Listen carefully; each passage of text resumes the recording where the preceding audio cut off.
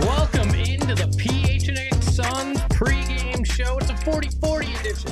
Flex, I'm Espo, and we are brought to you by our friends over at Michelob ULTRA. You know the drill, 2.6 carbs, 95 calories.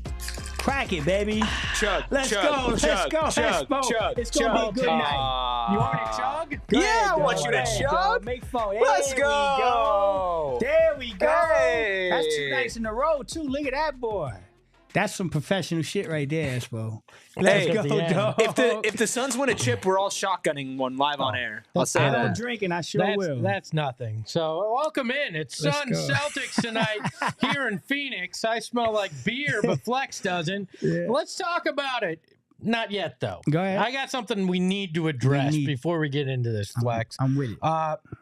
I was kind of pissed off this afternoon. Yeah. I was having a nice Saturday, you know, a little Bed Bath & Beyond, some freaking Okay. Home Depot, you know, maybe a Okay. little Target. Who knows? I had a good Saturday Okay. until this headline hit my inbox or my notifications. Okay.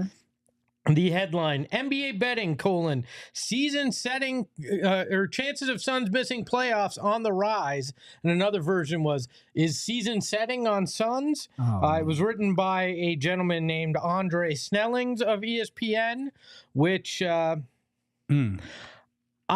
had an interesting take. It was all statistical based, and to me, this is where the stats, the analytics can lie to you when the eye test tells you something different. According to their to BPI, the Suns aren't really contenders, what he says, right? It goes into all these stats, but it says they're near the bottom of the 18 teams with at least a 25% chance of making the playoffs, and they have a 0.8 odds to win the championship per BTI, which ties them with the Kings. Is there anything that anybody has seen over the last 3 months that says that the Sacramento Kings should have the same exact chance as the Phoenix Suns to win a title? No. This is where analytics is flawed. Yep. I understand that the Suns, according to statistics, have been middle of the pack this year. But when you see them at full strength, that is not what the eye test tells you. That's right. And I get it. Health is a consideration when you're thinking about it, but that's not what these stats take into consideration here overall. Talk to me. I'm guessing you don't feel No. the way this article does, Hell right? no. Hell no. Here's the thing, Espo. A big sign that a team is a good team, or at the very least a playoff team, is one of the most simple stats around, and it's point differential. Do you consistently score more than you give up, right? And the Suns are hovering at almost a +3 differential. Now, that would tell me that they're a top 5 team in the West, let alone a damn playoff. Like, what are we talking about? Yeah, you nailed it. Oh. You know, the saying goes, men lie, women lie, numbers don't. That's bullshit. That's to me. bullshit. That's bullshit yeah. because in this case, the numbers are lying. Look at what the Suns have been doing since Christmas. Look at their offensive and defensive rating. Look at what their numbers are when they're healthy. And you start looking at a team that should be considered a top 5 team as far as championship odds. And then I'll say this last thing that I think should shut this whole damn thing to bed, okay? What's the guy's name? Andre Snelling. Andre Snelling will never get hired in Las Vegas. because if you go check today, the Phoenix Suns have the 5th highest odds in the entire National Basketball Association per Las Vegas to win the NBA championship, let alone make the playoffs. And Vegas knows what they're doing. That's why they do what they do. You want to get your panties in a twist a little bit more, ahead, though? go ahead, Okay. talk to me. According to this BPI that he keeps referencing, he says that, okay, the Suns have a 67% chance to make the playoffs, Okay. which means they have a 33% chance to miss it, and you should take the plus 300 that the Phoenix Suns are going to miss the playoffs. Hey, it doesn't make any sense. If you tell me, hey, Flex, go down that road, you got a 70% chance of living, or go down that road, I'm 30%. I'm going with the 70. I mean, why? I just don't get it. Why would you go against if 70, almost 70, right? 67, Yeah. you said. Yeah, you just completely ignoring that fact. Can I get my one shot again? Yeah, I can give you your one shot. What is this? The bum projection index? The BPI? Like, what is this horse shit? This is, you can put as much math as you want into a computer, and at some point, there's a reason that it does not hold a candle to the human eye and the understanding of things. Math can only tell you part of the picture. That's right. We've seen the eye test, but tonight is the biggest eye test that they've had yet, even shorthanded. Yeah, tonight, yo, Espo, tonight should be fun. And I'm going to stress to people, enjoy the game, watch the game, look for competitiveness in this game. To me, this ain't about win or loss tonight. If they win, I'm not going to get here and say the Phoenix Suns are the best team in the world and they're going to win the NBA championship. I will. You will? No, Okay. but maybe. Depends on how many beers I chug like that. Right, so we'll get a there. couple more in you.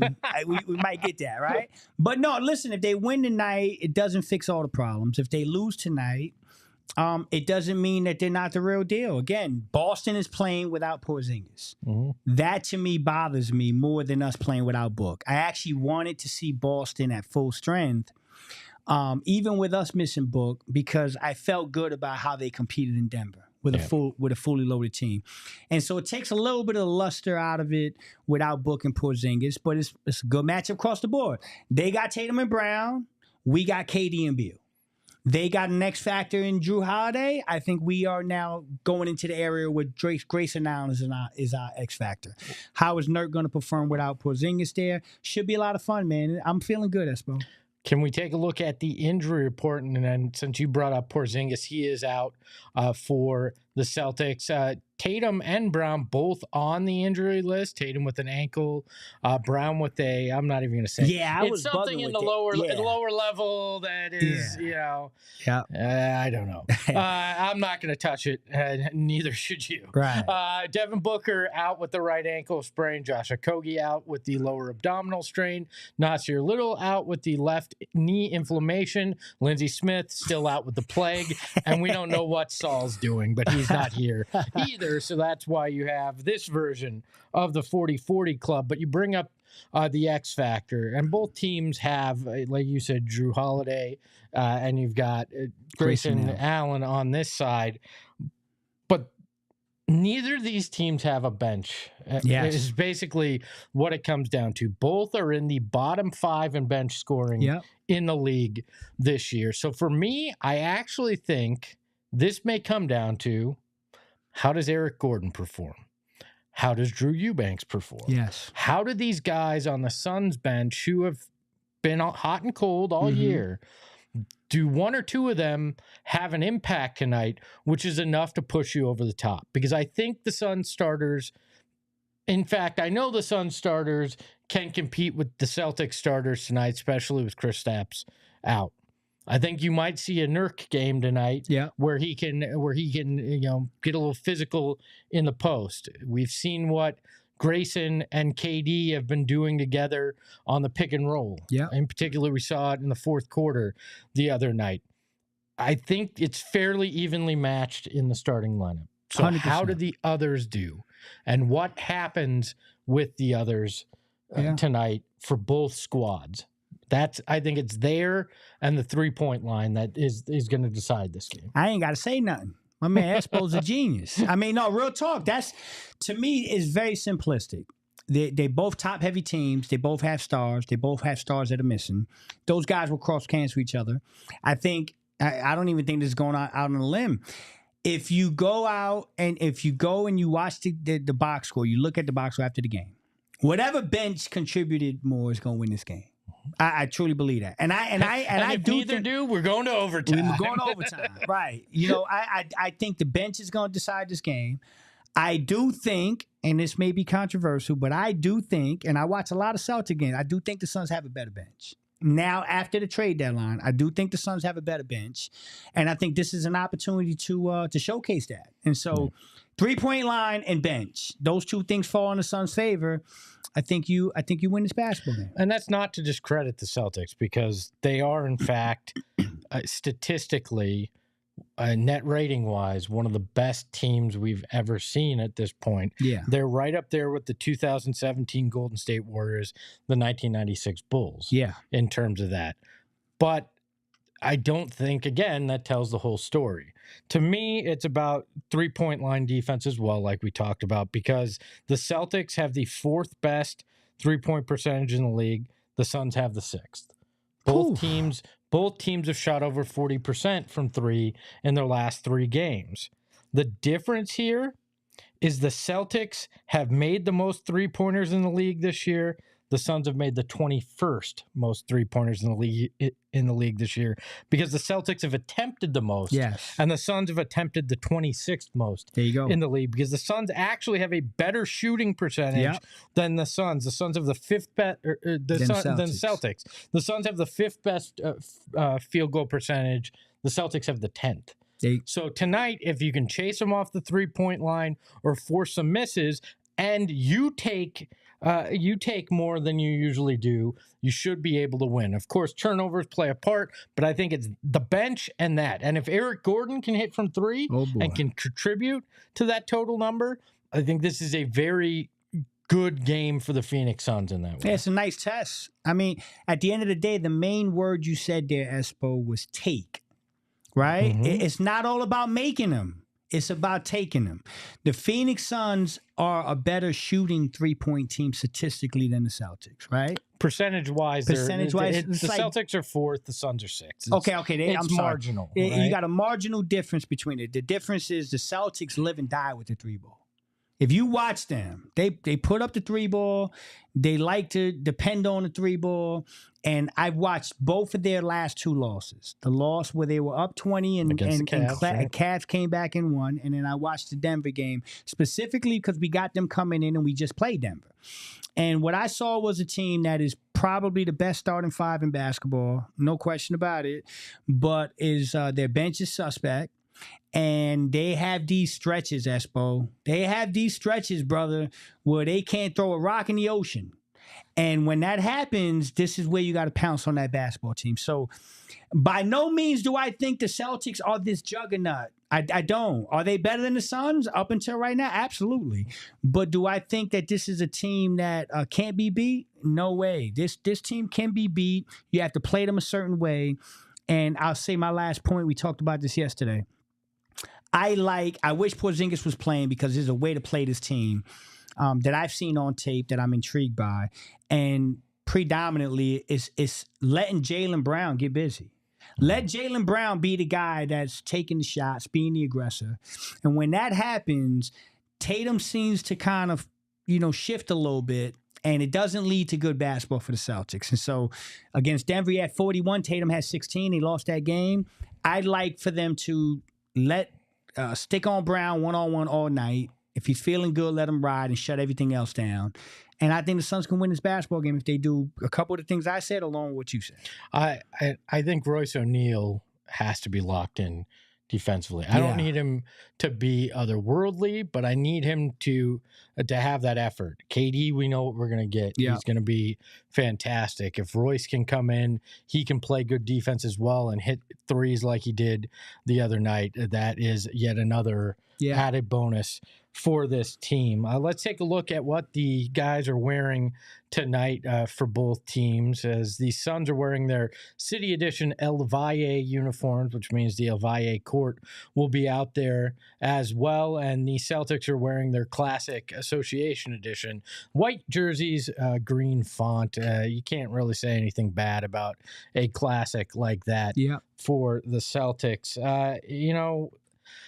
The line in this game, I think, is interesting, and it's something, again, the Suns have struggled against the spread this year, but they're 5.5-point underdogs tonight at home, which which usually you get about 2 points in that just for being at home. So Vegas, and in particular friends at BetMGM, look at the Celtics as a heavy favorite. 7.5, 8 points. Yeah, I mean that's really what they think this team can do. I don't know. I can see both sides of it. I can see where if the Suns fall into some of their unhealthy patterns with not taking care of the ball, slowing it down and isoing too much when it's not warranted, that you could get into that situation. But we've seen growth over the last 2 games, I think, in both those areas, and in particular in not slowing it down too much. I think we talked about it yesterday. Bradley Beal is embracing being that primary ball handler.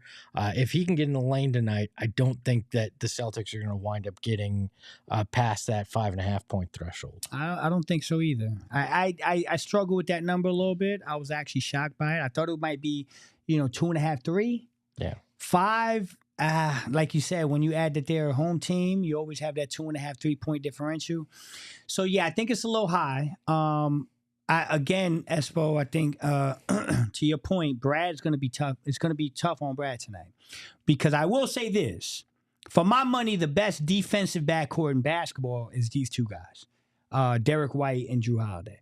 So you're going to need Grayson to handle the ball a little bit. Yep. You're going to need Brad to help out a little bit. This is where you wish you had Book, but you don't. You're going to need KD to bring the ball up a little bit. And I'm going to tell you the X factor. The X factor is Nurk bringing the ball up a little bit. It's going to be okay now for Nurk to get the ball and get the ball up the court, just because you're gonna want to alleviate some of that pressure that those guards put on you. So this is going to be fun, man. This is what you want at this point of the season. You want a litmus test. You got the best team coming into your house. Both teams got injuries. It could be I know people are going to trip when I say this, but this could be an NBA Finals preview if everything goes right for both teams and they stay healthy.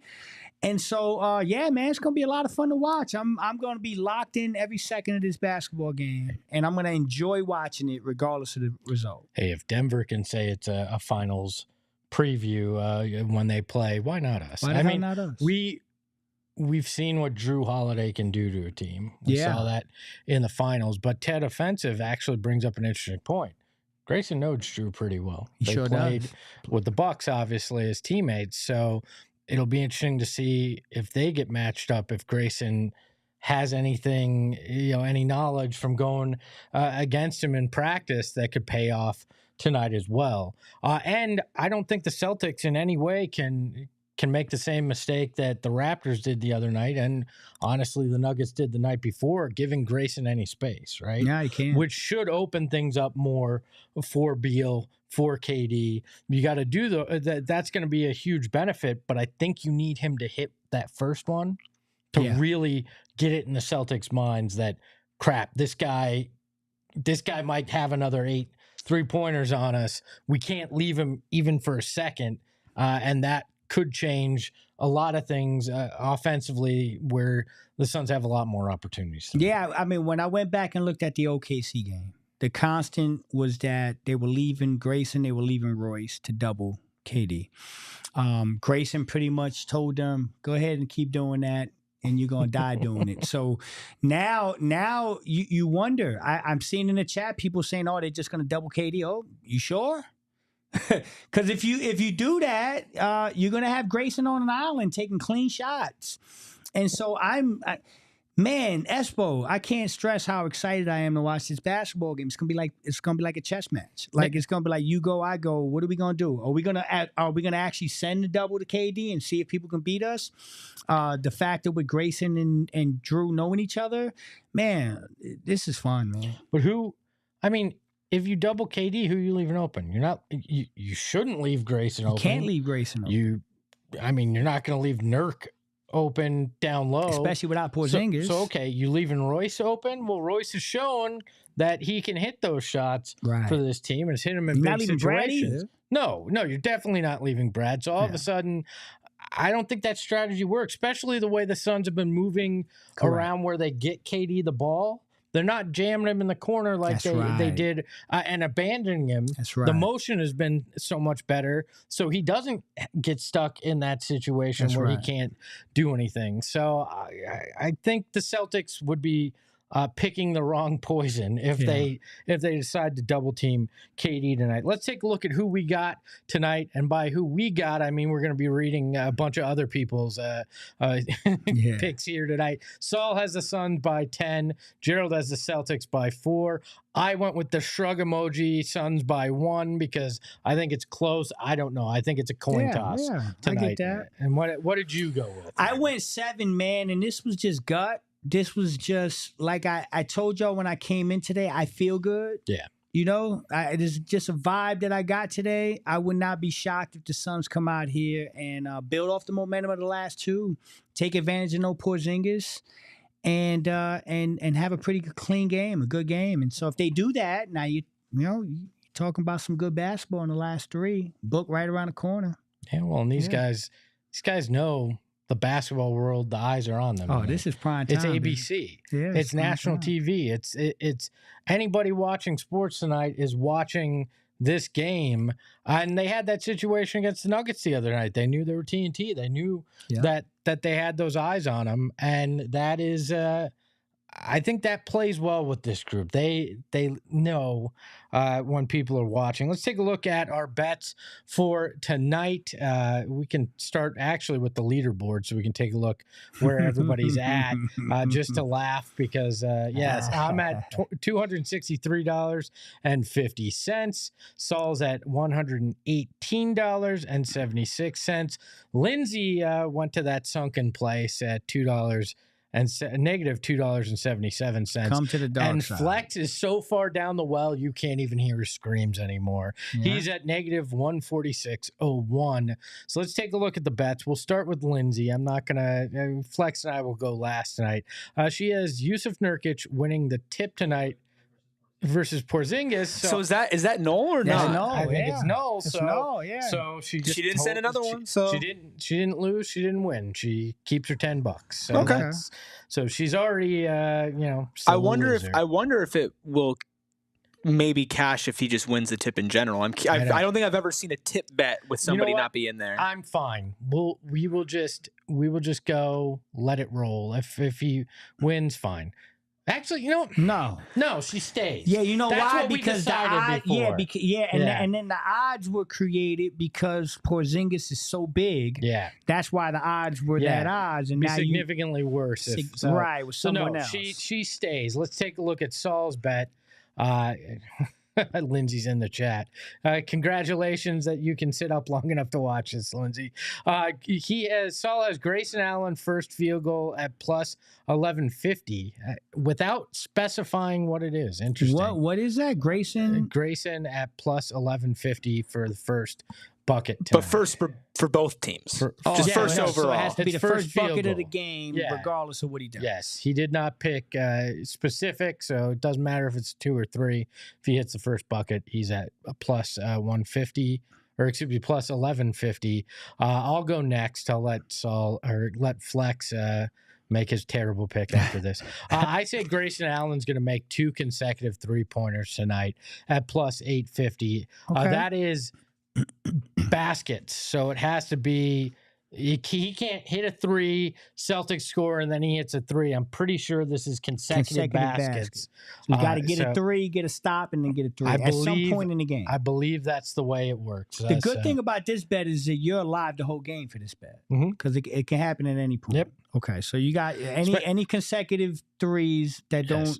And Celtics don't score, you good. Flex, how are you embarrassing Puerto Rico tonight? Yeah, I mean, listen. Y'all know where I'm at, so I got to swing for the fan. I'm taking Grand Slam swings right now. So I can flip everything tonight if Roy scores a basket. I can't to first field goal as a 2. If he gets a cut, listen, if they double KD and they stay on Grayson and he backdoor cuts and KD hits him, he gets a little layup. I just got a plus 4,000. I'm in the lead, baby. I'm right there. You realize what's going to happen, right? Yeah, Boston's going to win it. No. he's going to hit a 3 for the first time. Flex, Royce O'Neal hasn't hit a layup since he got traded to Phoenix. No, I know that. It should be a plus 4,000 for him to hit a layup in the game. No, I know that. I looked at that, and that's all his shots are threes. He doesn't take twos. And that's why I was plus 4,000. But guess what? There's a first time for everything, baby. And listen, I got nothing to lose. There's no way I'm crawling out of this hole without taking a swing like that. And so plus 4, I'm telling y'all better hope Grayson. You better hope Royce don't V cut somebody. Boom, boom. If we look, I can see it already. V cut, boom, Royce floater. Okay. In the money. If we both hit though, you're still losing. So. Oh no, listen. If I hit this tonight, I'm calling in all favors. I'm calling in all favors. The hell does that mean? That means I'm calling in. He's getting you knocked out, man. He's getting you hit. I'm calling in the favors, and I'm like, dog, don't get too hot tonight, I'll take baby. the Italian mob over the Puerto Rican mob. Tonight, if we want to go that. If we want to go Gambo on the line with the Italian mob. Grayson, not tonight. Listen, pick up your phone. You don't hit two straight tonight, buddy. Yeah, I'm joking. I'm joking.